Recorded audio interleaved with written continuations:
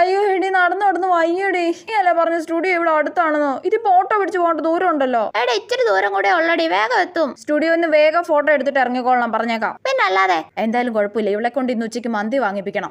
നീ അല്ലേ പറഞ്ഞ സ്റ്റുഡിയോന്ന് വേഗം ഫോട്ടോ എടുത്ത് ഇറങ്ങൂന്ന്? ആ സാരമില്ല, പോട്ടെ. ഇനി നമുക്ക് സ്കൂളിലോട്ട് പോവാം. സ്കൂളിൽ നിന്ന് സർട്ടിഫിക്കറ്റ് വാങ്ങിട്ട് വേഗം ഇറങ്ങണം കേട്ടല്ലോ. പിന്നെ അല്ലാതെ. കുഴപ്പമില്ല, ഇവൾ ഉച്ചയ്ക്ക് മന്തി വാങ്ങി തരുമല്ലോ, അതുകൊണ്ട് സഹിക്കാം.